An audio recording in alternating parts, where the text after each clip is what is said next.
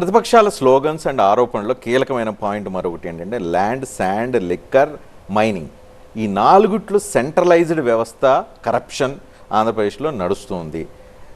కాబట్టి ఇది ఆంధ్రాకి చాలా నష్టం అనేది ఈవెన్ పవన్ కళ్యాణ్, చంద్రబాబు నాయుడు చేస్తున్న ఆర్గ్యుమెంట్ ఇది. ఎప్పుడైనా ఎప్పుడు జరుగుతుంది, మీకు 10 రూపాయలు వస్తే మీరు దాంట్లో నుంచి 6, 7, 8 రూపాయలు, ఒక 5 రూపాయలు ఇస్తారనుకోవచ్చు. ఎక్కడా లేకుండా స్టేట్ ఎక్స్చెకర్కి ఆదాయం పెంచి వస్తున్నదంతా. ఇప్పుడు చంద్రబాబు హయాంలో శాండ్ ఫ్రీ అన్నారు. ఫ్రీ అంటే ఎవరు తీసుకెళ్ళాలి, ఎవరు చేయాలి, బండ్లు పెట్టేది అంటే క్రేన్లు పెట్టి చేశారు.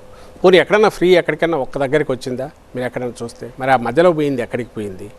వేరే మా గవర్నమెంట్లో ఫస్ట్ కొద్ది రోజులు చేసి ఆ తర్వాత ప్రైవేట్ పార్టీకి ఇచ్చాక సంవత్సరానికి 760 కోట్లు, 800 కోట్లు ఒక ఎక్స్చెకర్కి వస్తుంది. రేట్లు ఫిక్స్ చేశాము, టోల్ ఫ్రీ నెంబర్లు పెట్టారు, ఇది పెట్టి దాన్ని చేశాము. లిక్కర్కు సంబంధించి ముందు ఉన్న బెల్ షాపులు కానీ లేదా 40% పైగా ఈ షాపులు, రెగ్యులర్ షాపులు కానీ తగ్గించాము, బెల్ షాపులు పూర్తి తీసాము.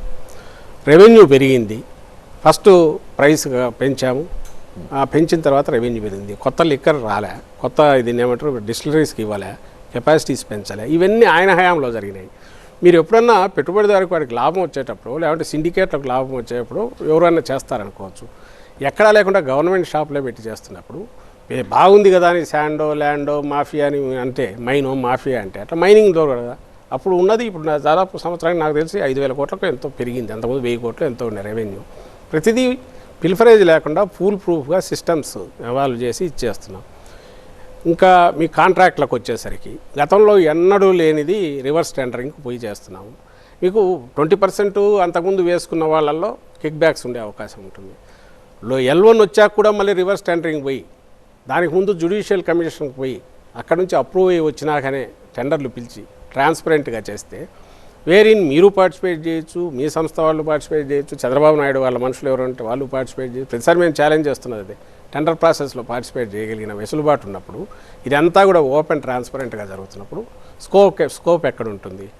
ఎక్సెస్ వేయగలిగితే తీసుకోవాలి. ఎక్కడైతే జగన్మోహన్ రెడ్డి గారు చేసింది ఏంటంటే సిస్టమ్స్ ఎవాల్వ్ చేశారు, ఎక్కడ స్కోప్ లేకుండా చేశారు. దీని మీద ఎక్కడన్నా చిన్నవి ఉంటే బయటకు వస్తే వాటి మీద యాక్షన్ తీసుకుంటున్నాం.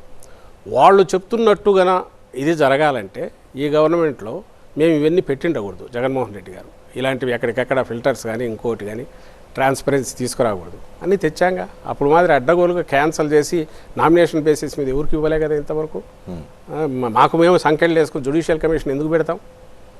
ఇవన్నీ దేని సూచిస్తాయి? కాబట్టి వాళ్ళు పొద్దుపోక వాళ్ళు చెప్పాం కదా, వాళ్ళకి చెప్పడానికి ఏం లేదు. మేము ఆ రోజు ఇప్పుడు రేపు ఏం చేస్తామో చెప్తే జనం నమ్మరు.